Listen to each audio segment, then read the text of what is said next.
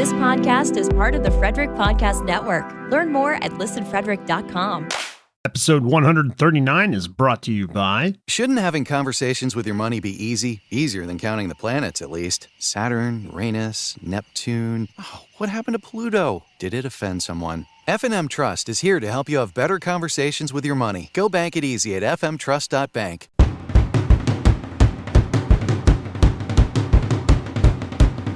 What's up, everybody? It's episode 139 of Beers in the Lot. We got a good little post-Frozen 4 pre-NHL Playoffs episode here for you. But before we get into all that, let me take a quick second to remind you about our merchandise store at beersinthelot.com/shop. Spring and summer are definitely coming, so be sure to stock up on the gear that you need to stay cool and look good and represent your favorite podcast. And it wouldn't be an Aaron intro if I didn't mention Discord. beersinthelot.com/Discord. If you don't already use it, download the app and join our little community for some extra Beers in the Lot content and hockey chat basically all day. All right, topics for episode 139. So in this one, me and the guys started off talking about some of the sporting events that happened over the weekend, including the Masters and final for the Frozen 4.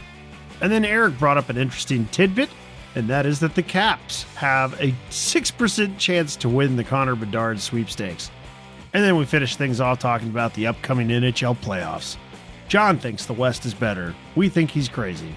More on that soon. For now, it's time for beers. What are you drinking tonight, Aaron?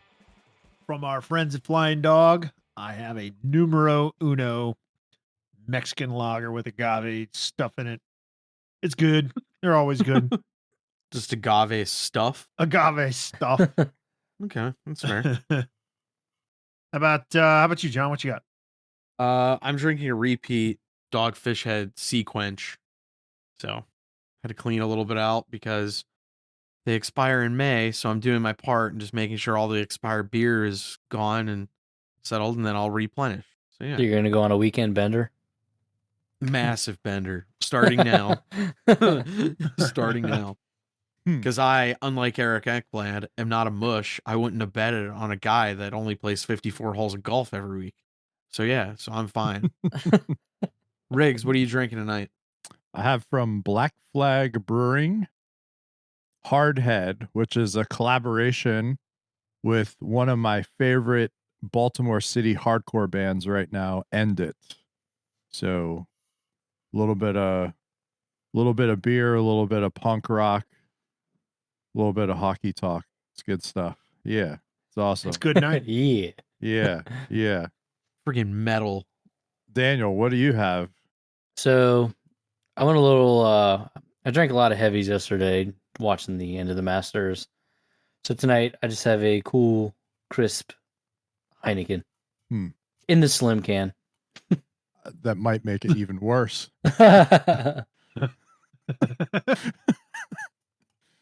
Go on. All right, beer snob, tell us why that's worse. Heineken's pretty terrible, I think. I think it's awful.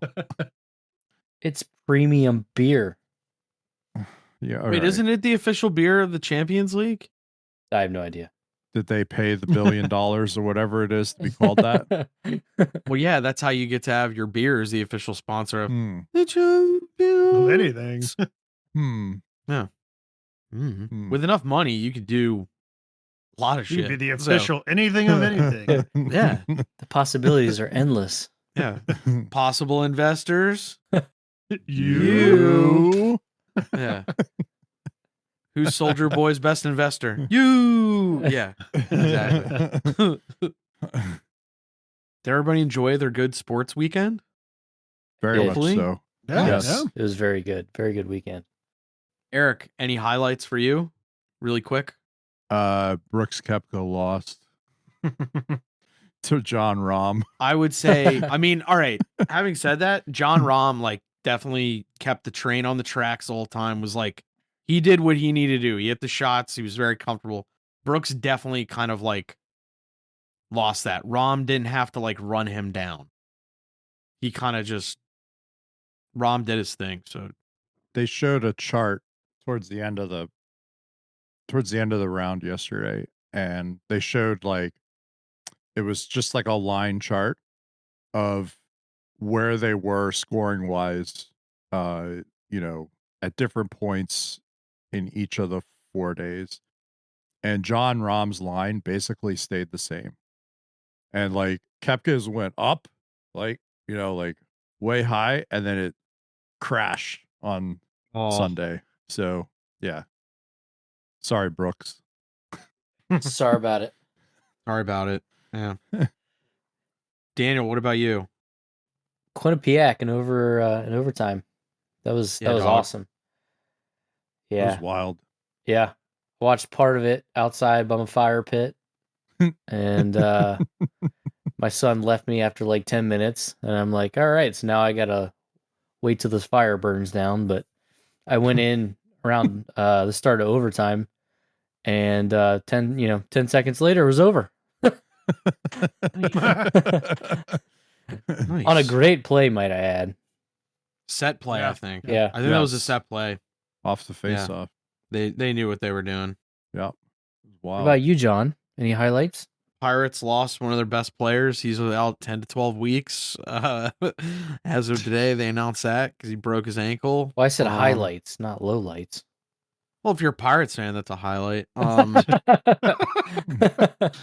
I like enjoyed. I always like. I mean, I'm a golf guy, so like I really enjoy the Masters, especially because the way it's presented. And then I get really upset because I'm like, I wish more like sports would kind of try and make sure that the product is literally what it should all be about. Like the Masters does it the same way every year. It's all about golf. They only have like 2 presenting sponsors, so they can control the rights to it and everything. And versus, you see, the NHL with advertisements on all the dashers and all that shit, and split screen commercials 9 times out of 10. And It's a different business model. exactly. And the Masters straight up, they leave money on the table every year because Augusta National is not even listed as they're listed as a for-profit, not a non-profit, but because they're doing as a profit, they can keep the membership private.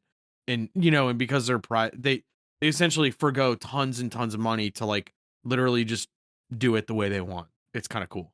Yeah. But yeah, There's yeah, okay. it's different. I'll leave some of the problems with that alone, but yeah. About the membership, but yeah. Yeah, I know the membership's a little. I won't get into that. I get it. But I get it. I know. I was mean, going there. You went The there, playing but yeah. time is a lot longer, though, right? So, I mean, they have that chance to get more commercials in, if you will. Correct. So, Yeah. But if you watch like a normal Sunday broadcast, like the Heritage this week, watch how many fucking commercials they cram into like 30 minutes. If you thought the NHL was bad on a normal Sunday, you'll be like, are you kidding me?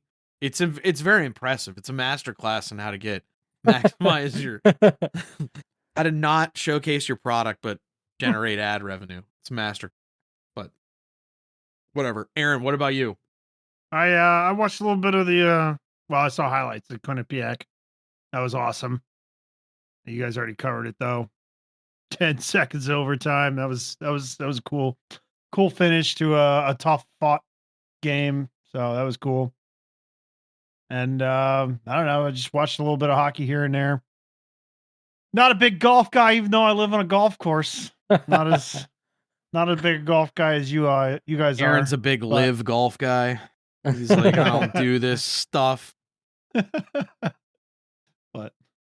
yeah. Nah, that's cool. What else do we got? we could dig deeper into the Quinnipiac game, right? Yeah. Well, what happened in the interview? Riggs, you and All Gooner were right. talking in general. yeah, so some people were trying to make fun of Rand Pecknold after he wins Quinnipiac's first national championship as coach, after he spent the last 24 years, I think that's right, because they went Yep. D2 to D1 in 1999, building that thing. And he was there before that. He was there taking it to D1. So his whole life is tied up in this, which is why they kept showing his wife in the stands and not like other people, because like this is literally their life's work, right? So he wins the thing 10 seconds into the overtime period, right? Everyone is shocked. Everyone on the ice, like the players are going nuts, but you could tell like they can't even believe what's going on. They don't know how to react. Minnesota is completely devastated. Bob Motzko looks like he's comatose standing on the bench, like just kind of staring off into space, right? So they go to interview Pecknold on the ice, and he's visibly emotional, like he's tearing up. He's like can barely hold it together. He can barely speak. And he's like, I can't do this right now. I just need a hug or something. And so he hugs the ding dong from ESPN, and and then everybody's like, oh, he says this or whatever. It's like you have to understand like the situation and what he's going through in that moment. He probably, if you asked him once he got in the room and they did the little water bottle shower and everything, and they had their little thing in there, if you asked them after all that settled down what happened on the ice, I guarantee he doesn't remember. I guarantee he doesn't even remember the goal. He doesn't remember any of those events because emotionally, I think he just kind of like checked out, right? Right. And so, let's settle down on Rand Pecknold and just recognize, like, Seriously, imagine imagine putting your entire life into something and then finally seeing it come to fruition. And this is the third time that they were at the Natty and finally get it done, right? Like it's and they've been in the tournament multiple times. They've been pushing. It's really hard to recruit there. He doesn't have a lot of NHL draft picks to work with. He's got to work with the kids that he can get to the school and all this kind of stuff. And they're the Big Ten killers this season. They basically beat all the Big Ten schools except for Penn State to get there. Yeah, they were the Grim Reaper of the Big Ten, essentially. Yeah, and that's the best conference as far as I'm concerned. Oh, absolutely. Yeah, QU as an ECAC school, doing this, like it's huge. So, like, let's calm down on Pecknold and what he should have said or not said in that moment or whatever. Like, you know what? Well, it's fine. Peck his first year he was at Quinnipiac. He taught high school and did a few other odd jobs because they only paid him it was not even a livable wage back in the mid 90s when he did it. He literally did it because he just loves the game of hockey and loves college hockey. So good on him. And then also too, to call in the set play right off the opening faceoff, right, in overtime for the national championship, being as you've already been there twice, and unfortunately it just didn't happen. That takes some onions, dude. Well, I think it was part of a strategy. They were getting worked in the beginning of the game, and I think about halfway through the game, maybe like the beginning of the second period, they kind of decided to turn the tables a little bit on Minnesota and kind of take it to them and just kind of skate them down, right? Which, you might not want to get into a track meet with that Gophers team, but it worked for them, right? And they use their speed and they use their ability to get to the front of the net. And I think that like calling that coming out of the room in OT was part of that strategy that turned the game around for them. Right. It was like, let's just take it to them and jam it right down their throats and just score this goal now and not even let them have a chance to have the puck. So yeah, it was wild. The other thing that was kind of funny about that whole thing was Luke just got on a plane, went to Jersey, and then the next Michigan day lost. Yeah, and then the next day Jack Hughes like, "Oh, what did you teach your brother about being a pro?" And he just chuckled and was like, "Bro, he got here last night." What the fuck? What do you mean? I actually will say that very low key. Jack Hughes is a great follow for pressers. Because people ask him, I wouldn't say crazy questions, but very leading questions and whatnot, and he's very honest about it. Earlier this year when they talk about Montreal, how do you feel about Toronto, coming in and playing Toronto? He's like, we've won 9 straight. We're on a heater right now, so we're doing all right too. Chill the fuck out. I love it. Yeah, that's kind of wild that all the Hughes brothers, The Hugheses. the Hugheses is. But now Team USA, we're like, I mean, we can literally play We Are Family. We got the Hugheses, the Kachukiches, you know, like we're ready. We're ready, man. Bring it on. Connor McDavid and his brother, what's his brother's name? Dustin. He's not lacing up the wheels. We're fine, man. We got it. Whatever his brother is. So, What else do we have, guys? The Washington Capitals have a 6% chance of getting the first overall pick. Bedard. 6% chance? In the draft Bedard. lottery. Actually. How fucking sick would that be? How hilarious would that be? Would be insane.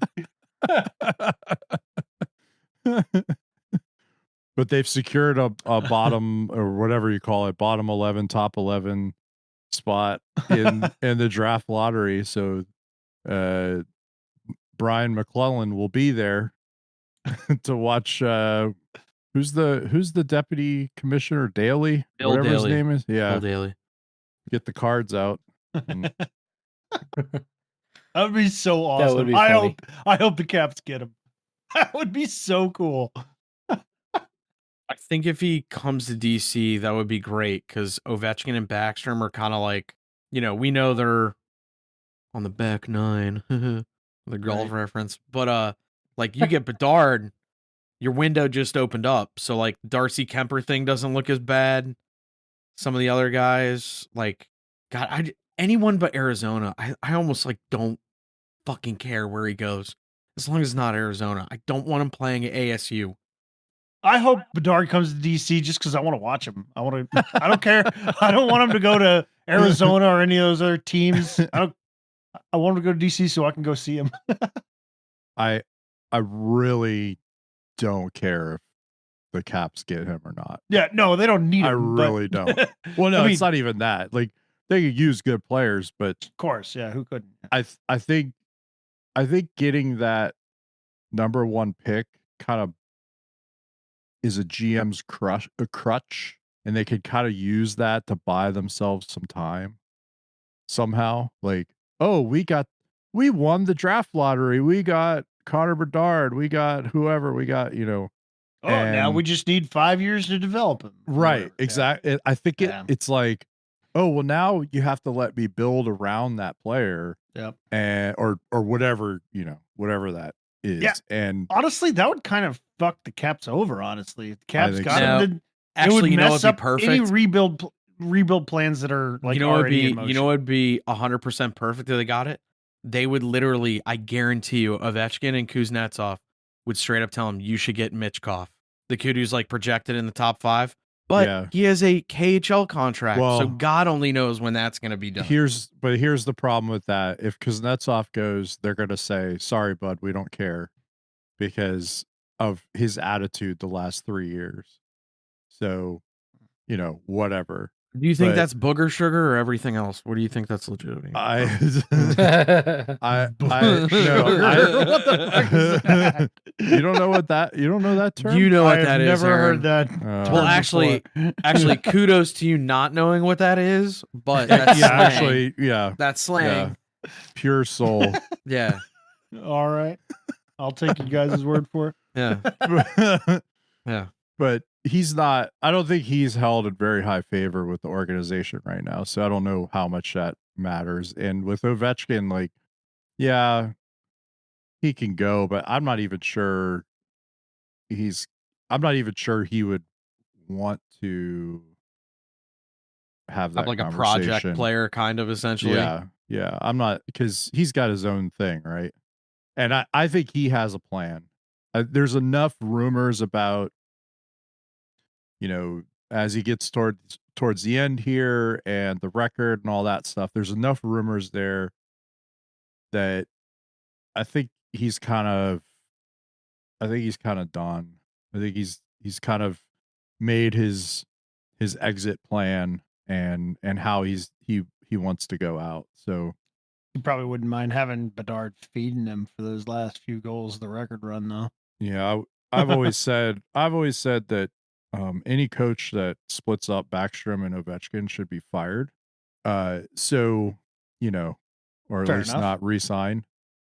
So, Yeah, the They Caps have- may have other problems if they're not re-signing Lavalette and other stuff. Like I don't know if that's a hypothetically, I don't know. problem. I don't know if that's a problem. But I'm saying like they You have didn't want 'em so from the they get-go. almost. But then there would be so much like oxygen around the Caps where they're kind of like, But we have other shit to figure out, let but alone. with all good the other reason stuff. though, because they're not even with the way that this year went. If you think about it, like there's a ton of injuries, and all that. There's an aging core, then there's a ton of injuries. So that's why you miss the playoffs, right? If it was just the aging core, probably make the playoffs. You're not a contender, but at least You're in the hunt. at least you yeah. get a 7-game series out of it, and you see what happens, right? Yeah. I think with the cap situation going into the summer, though, they have a lot more options to kind of retool and decide, like, are we going to go hardcore rebuild here, or are we going to, eat a year, try and come back strong the next year after that? Do we think we can get back into the playoffs next spring? Those are the questions that they're asking, and I think they're good questions. Like, I think that they're not in as bad a shape as maybe it looked like, after January 1st, where basically they were the worst team in the league since January 1st, 2023. Yeah. Right. Yeah. So, but I think there's some things that they can do to kind of remain relevant and also help Ovechkin. The main goal here should be Help him break that damn help record. him break the fucking record. So Yeah, I agree. You have that. That is huge to like get the Caps through the period that is coming. right. Like, you got both the Penguins and the Caps and a couple other teams. Like, we can say it. It's dark times are ahead. Yes. They are coming. They are coming. And, you've got previous or most recent highest goal scorer ever, like on your, in your recent history. That's going to keep some interest in your team for a little while and at least make it a little bit, not so dark when you're looking at the times that are ahead. It's like, hey, we had the greatest goal scorer ever. And we can sleep easy knowing that we cultivated him and made that career happen. Yeah, true. But At the very least, if you can get him there, it helps you with ticket sales. yes, right. Yeah. Yeah. And maybe some, you get gate money and maybe some concessions out of it. So that's good. Right. Maybe a little TV revenue too, because I'm sure, ESPN or TNT is going to option games as they're available. And Maybe he gets closer, Eastern Motors will start buying commercials again with Ovechkin. It'll be awesome. Where your job's your credit. Yeah, where your job, your credit. Yeah. Gosh, those are brutal. They used him, and they used to use a bunch of like the Redskins or the Washington football players. And those were some of the most brutal commercials, but also the funniest commercials ever, just because they were so bad. Like, I like the is it Pisano's Tom Wilson commercial?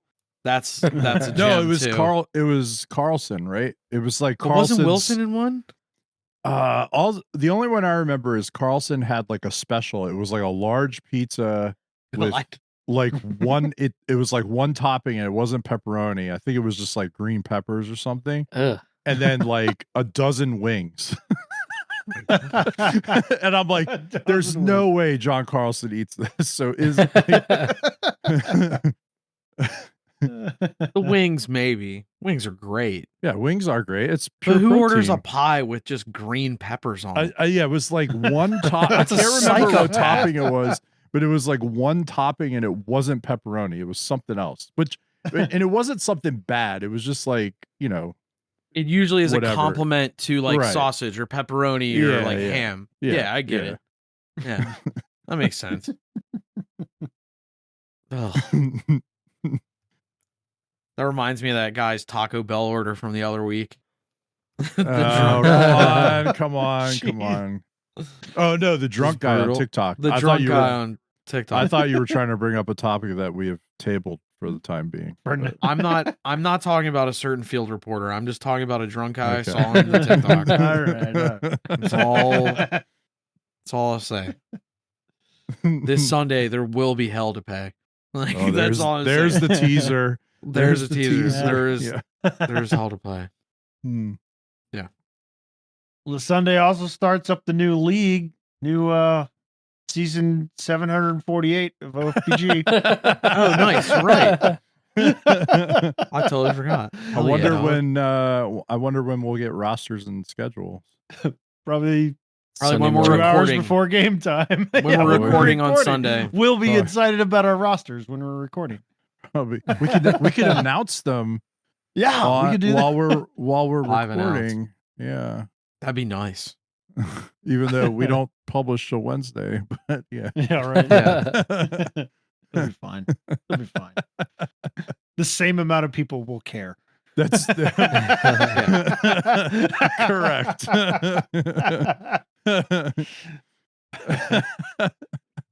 Before we finish this one out, let's hear from our sponsors real quick. Shouldn't having conversations with your money be easy? Certainly easier than spelling conscientious right on the first try. CONSH. Nope. SI. SC? Oh, that C's moonlighting as an H. F&M Trust is here to help you have better conversations with your money. Our investment and trust services team can help make your retirement dreams a reality. Go bank it easy at fmtrust.bank. Let's check the British spelling. Danny, with the end of the regular season in sight, subtract the Penguins out of it. Does anything else excite you with the playoff races? No. Not at all. Just nothing. It's a long delayed. Man. I'm just imagining the Bugs Bunny meme with him with his like tongue up against the top of his mouth saying no. Yeah. Yeah, because it's kind of settled out west for the most. Like it looks like the Jets are going to get in. Maybe not.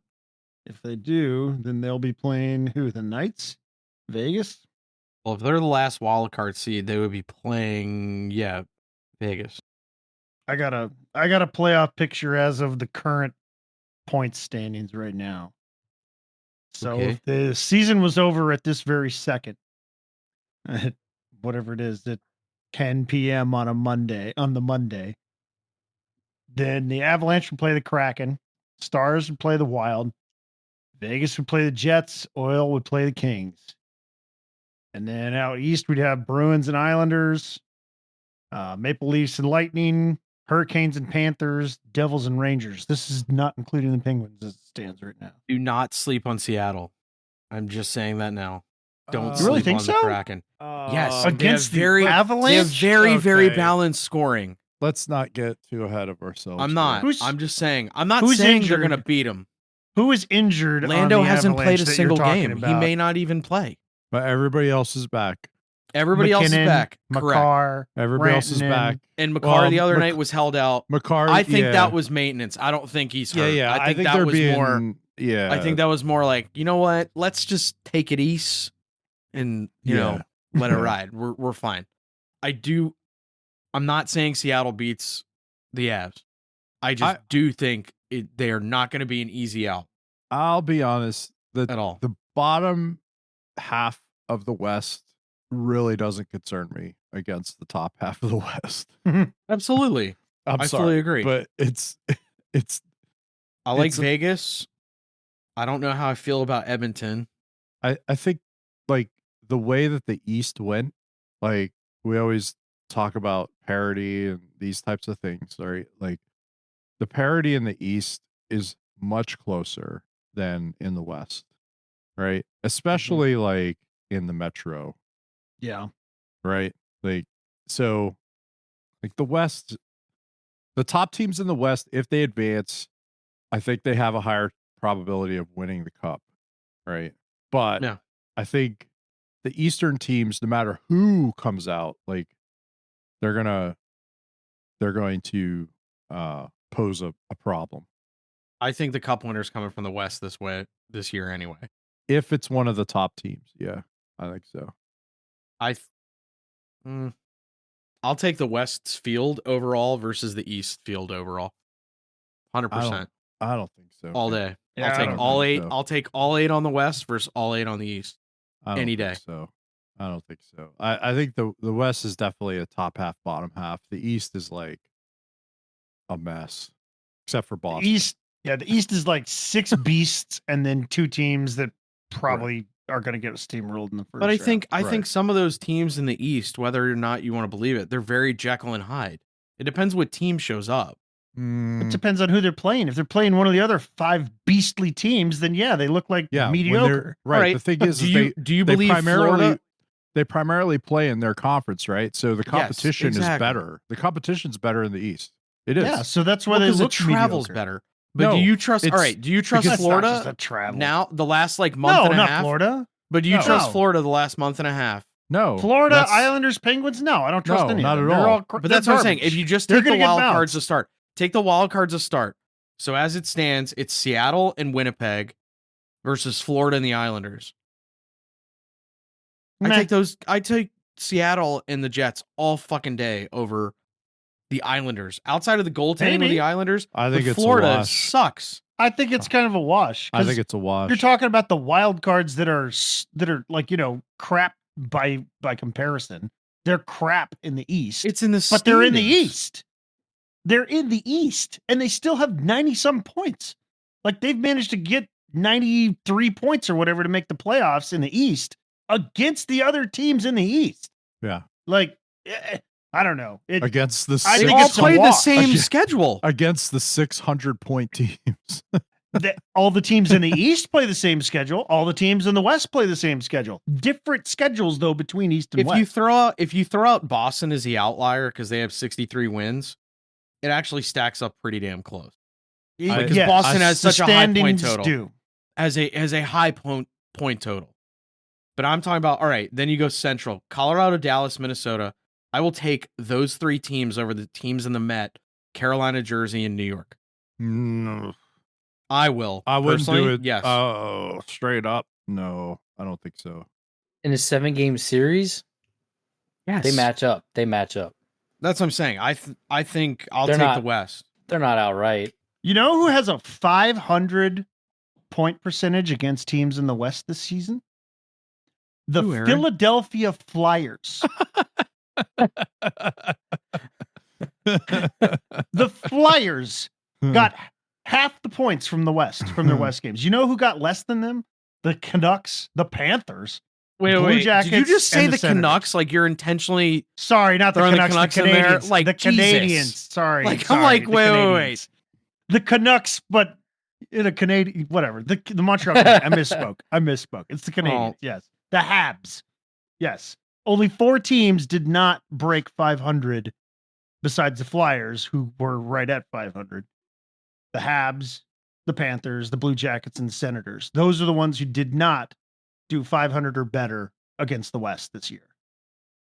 Everybody else, 500 or better.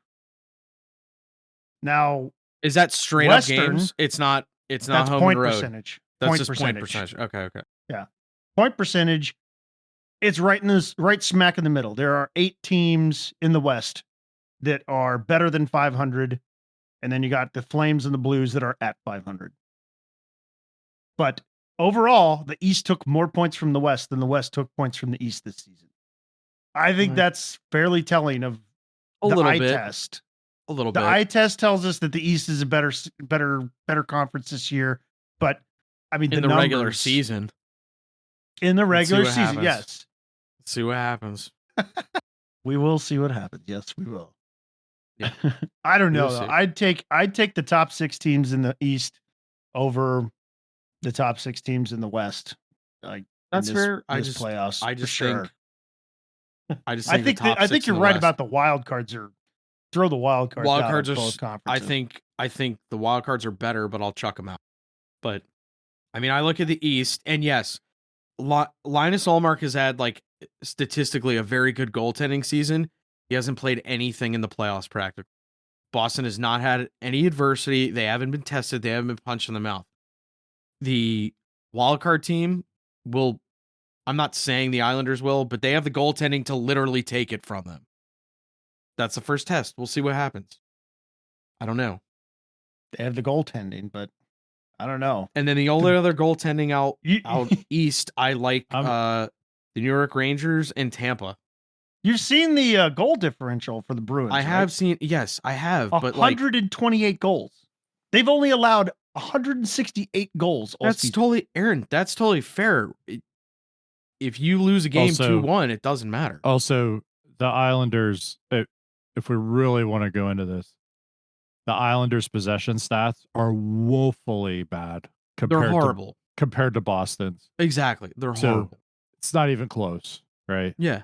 And really, Nobody's close. the only teams that can match up against them are Carolina, New Jersey, Florida, Pittsburgh, believe it or not. Yeah. I shockingly don't not. believe it. That's No, Toron- it's just Toronto. Yeah. Toronto. Just Pittsburgh's problems have been in net. And also Yeah. their shooting, their team shooting percentage years. is like an all-time low Right. for that team. It's just Like if bad you look luck. at their shooting percentage through the years, it's like literally 3% less this year than any other year statistically for that team. It's a calamity of a few things, including goaltending. Yeah. But everybody else, like, Boston is just going to own the puck against. Yeah. The teams that are better than them really are like Carolina and New Jersey, but they don't have the finishing power that Boston has. They don't have, Pasternak going nuts and all these guys. And So- Carolina also dumps and chase. They lead the league in dump ins, and they also lead in retrieval. not my style. I think that stat's a little misleading because I'm like, if you're the only team fucking How dumping the about puck that? in, of course you're going to win in retrieval. You throw it in 3 times more than any other team. Yeah. So I like mean, it's a percentage thing. there's a way to do it, but whatever. Yeah.